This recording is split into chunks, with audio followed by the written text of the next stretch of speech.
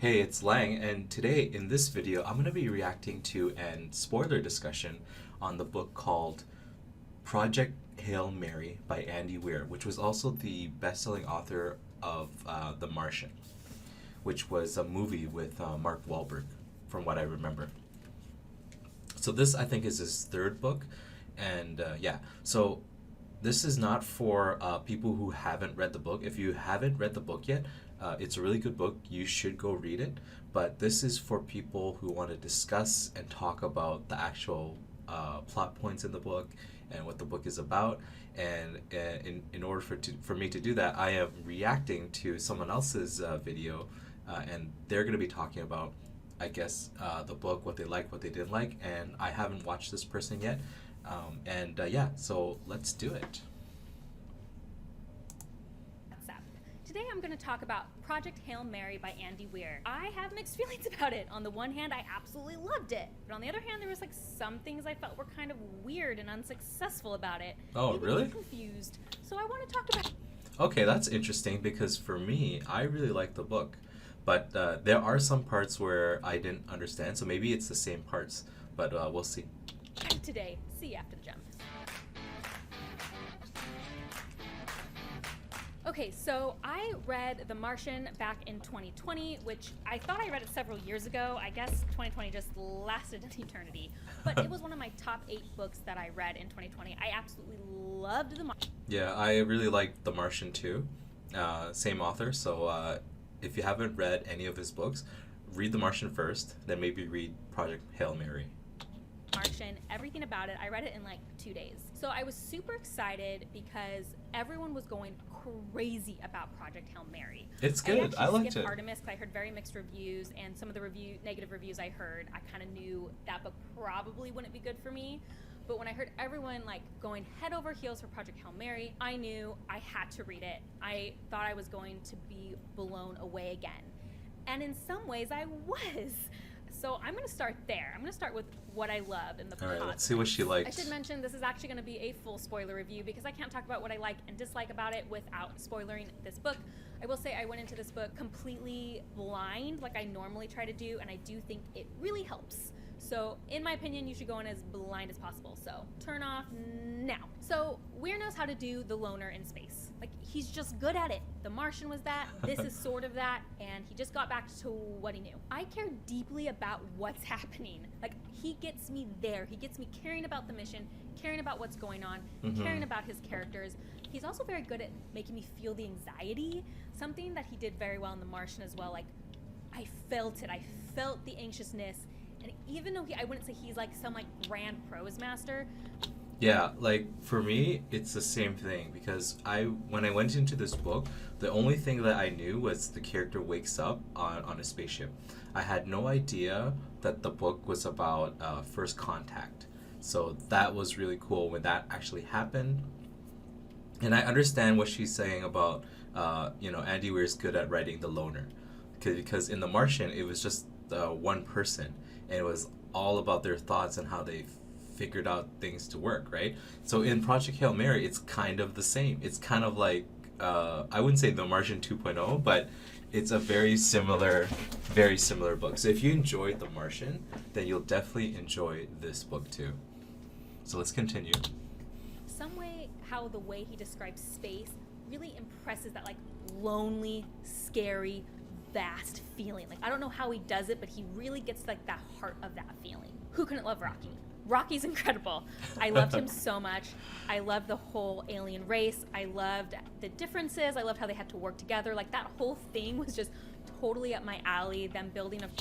Yeah, I agree with the Rocky is really the way that he's introduced was kind of in the beginning. It was kind of horror-ish because you didn't know what was on the other side of the thing, right? And yeah, it was just it was so good how they I like how they went and explained kind of the steps of how the main character Grace was able to slowly communicate with Rocky, the alien spider thing race. And it was just, I like how they didn't skip those details because in most I feel in most shows and then dramas, they always skip the good parts. Like they always skip the parts where you want to watch, and it's just like, yeah, we understand them now because there's this computer program that helps you translate. Done, and there's no nitty gritty. I like how Andy Weir goes into the nitty gritty, and it goes into like he used this software that was on the ship because they loaded up everything of human knowledge onto the ship, like all this information, and then he used the computer, and then they slowly worked out math stuff first before going to like basic language. So that was really cool. Friendship and the way they were similar and different. Like I just thought it was done very, very well. And I mean, I loved it. It was a very emotional thing to find out that they were two different races from completely different planets, and they both come here for the same reason, to save their planets. They're both the only ones left of everyone on the mission, and it's just up to them. I don't care if that's like convenient or whatever. It's such a good story. Like, right? Oh, you just can't help but root for that. Like, it just feels so big that it's like the underdog story. You can't. Everyone likes an underdog story, and this was like two underdogs working together, so different from each other, like different races, different like alien races working together on one single kind of mission is to save both of their planets. You just, it's like a classic, kind of gets to the heart of humanity, right? Going to save humanity. I agree. Those stories are as old as time, and I don't care. I love them, and I love the way it makes me feel. There were also some moments that genuinely surprised me, like when you find out that Grace didn't even actually want to go on the mission. Like, I actually was extremely surprised by that. I did not expect it. That's I interesting. So that's different from me. I actually had a feeling that he wasn't, like, I don't know why, but maybe because I've watched so many like twists and turns in shows and in stories, I had a feeling that he didn't want to be on the mission, because everything during the story didn't point to him volunteering. He was like the teacher teaching those other astronauts to go on the mission, right? So when it came out that he didn't want to go on the mission and that he was a coward, that wasn't a surprise to me. It was more of like, it confirmed what I thought throughout the book. So like totally different experience from her. So loved when you found out that Taomoba, Taomoba, amoeba, whatever that is, Taomoba was resistant to Xenite, and like they're far away and that discovery is made. Like, whew, that was so good. Like the anxiety.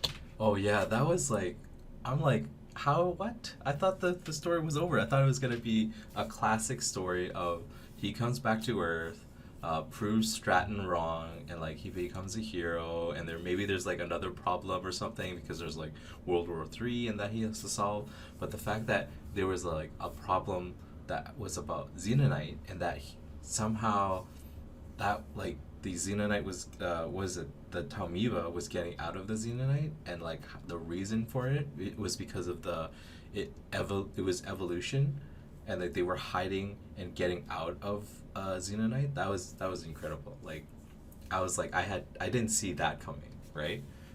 So and then the twist, I think she's going to talk about it too. Yeah, finding the Taomoba in the fuel, like he really just gets you there. Like I felt it. So me saying this, you're going to be like, what was there not to like? Like I did what do you and like? So much of it I just loved. But there were some things that made me just struggle with this book a little bit. Let's talk about them. The first thing is the tone of the main character. I actually really struggled with the first 50 pages because of the tone of the main character. Grace comes off very cheesy in the beginning, and it's particularly in the dialogue. There was so much dialogue that I sat there and I was like, this doesn't sound like real people would say this. This isn't how people would talk. And my book is really high up and I didn't mark the example. I'll put it on screen, the example that I was thinking of. Okay, let me see. Because I don't understand what she's talking about. So like cheesy? Okay, let's see. No, I won't, said Stra.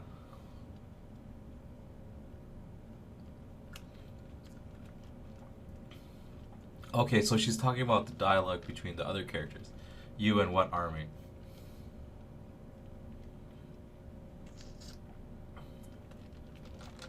It is okay. I have to admit. Okay, I get what she's saying. She's saying that is cheesy, typical kind of Hollywood stuff, but it's such a good scene. I think this is one of those like writer indulgences, or like when you're a director, and you're like Michael Bay and you want to do a 360 because and there's no reason for it, but because it's just cool. I think that's one of these. That's like this scene and this dialogue is like one of those scenes where it's like, it's cool, and it's fun to read and it's fun to write, and maybe it comes off as cheesy and like so typical, but I think I liked it. I liked this scene actually because I could see in my mind, like Strat doing that. It's just, and this was mostly a problem in flashbacks, I realized. Like, just a lot of the dialogue I struggled with. It felt cheesy. I find that the dialogue worked much more naturally with Rocky. So again, like I said, it was mostly kind of in the flashbacks that it really mattered and kind of made me feel corny. I feel like he actually kind of ended up writing the same character in a way that he wrote in The Martian. The problem is that it worked very well in The Martian. I think one of the reasons is that there was a lot less dialogue in The Martian. It was mostly internal dialogue, and I felt that Grace was pretty good in the internal dialogue, but it was like too similar to The Martian almost. Like I wanted a different character, and I wonder if it's just that Weir is very comfortable with that type of character. Because really, Grace was basically whoever the main character was in The Martian, I can't remember, but didn't swear. That was like the only difference. Yeah, I understand what she's saying, and basically it's kind of like he took the Martian character and, like she said, put him in Grace, and Grace didn't swear because he's a school teacher, and that's basically it. But yeah, I understand. It's the characters are very similar, and if you read the audiobooks or listened to the audiobooks, you wouldn't like the way the character thinks, the way the character solves the problems are very similar. So I understand what she's saying. I don't know if that's a bad thing or if it's a good thing, because if you liked The Martian, then it's a good thing. And if you were going into this book and you had like high expectations as if it was going to be different, then maybe not, you wouldn't like it.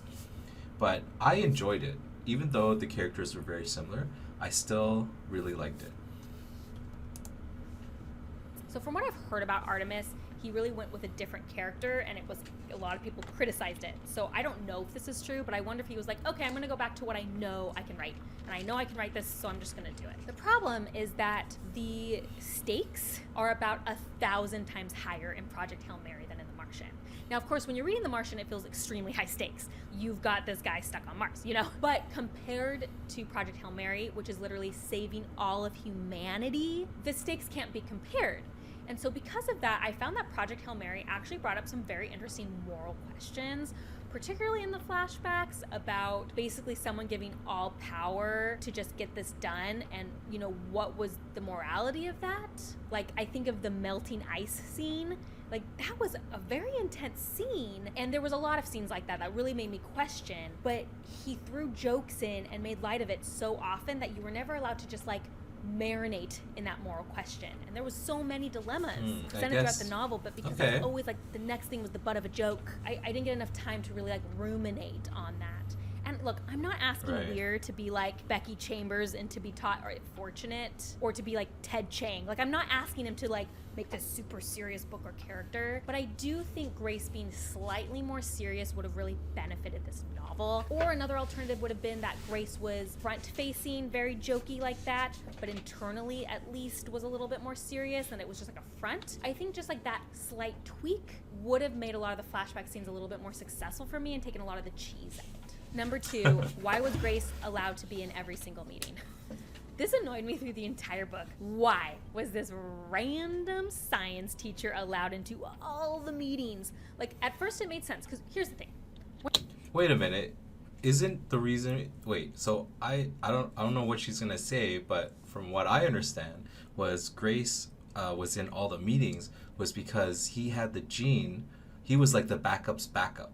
That was Stratton's whole plan, was he was the backup's backup for all for the mission. So in case everyone died, he was the backup's backup. So like Stratton didn't want him to be in those meetings, or not want him, but Stratton probably wanted him to be in those meetings just in case her worst fears were confirmed, right? So I think that was one of the reasons. And another reason is like he the first to like create astrophage and successfully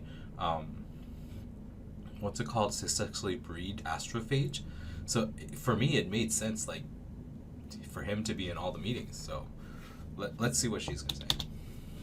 When I'm reading a book like this, I am willing to suspend disbelief. Like, I want to. I want to be there with the author. Like, I am not trying to be hard on it. I'm kind of one of those people that is willing to go along for the ride for the most part. So when they ask him, because he's done this like stupid no water life thing, like I loved that. I was so on board for them getting him there. I was even on board for him like running back in and demanding he gets to do it. Like, I'm on board for that. I don't care if it's unrealistic, like I'm on board. But after that, he's in every meeting and he's like acting like her second. And Weir tries to explain it away by having people question it, but it just never made sense to me why he was so trained. And I get that when he finally was chosen, the main lady was like, I've been training you this whole time to be the third. Yeah, that was like, the answer. Why though? You weren't seemingly training anyone else next to you to be the third for the other two? No, but... So, that detail just like really got on my nerves and I No, you forgot. You forgot. It was because he has the gene. He has a gene that's coma resistant. So I think she forgot about that little detail. Ignore it. I felt like there could have been a better explanation. Like maybe they died earlier or something and he was the only one who knew enough. I don't know. I mean, the thing is though, then it would ruin that cool reveal that he didn't want to go, which I did love. So I don't know. Maybe that's just one we have to live with. Finally. No, you forgot. You forgot he had the gene. He had the coma resistant gene. That's why she trained him as the backup's backup.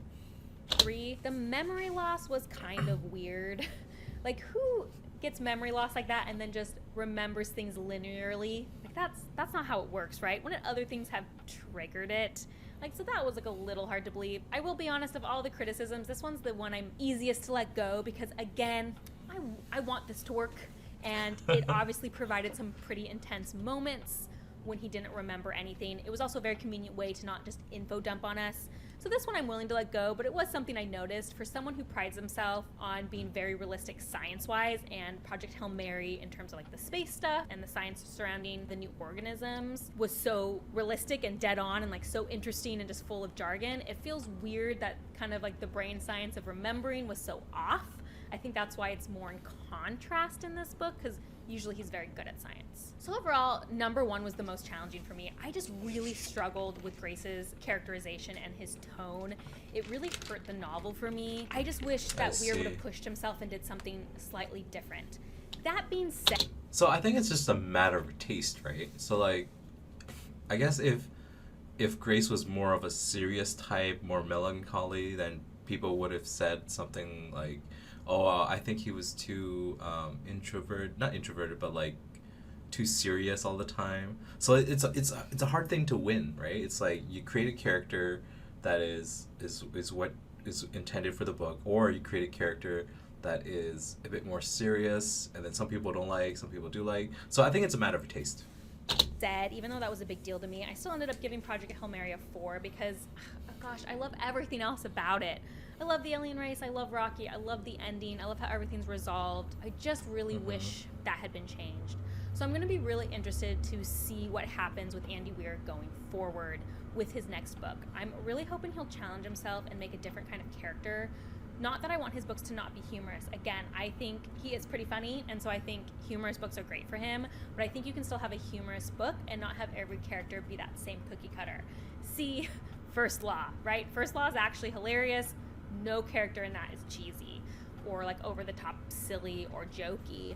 So I hope that's kind of maybe the next direction, because I do just love the way Weir writes space. Overall, The Martian is just the tighter book to me. Everything about The Martian felt tight. I really had 0 complaints about it, whereas I have this big one for Project Hail Mary.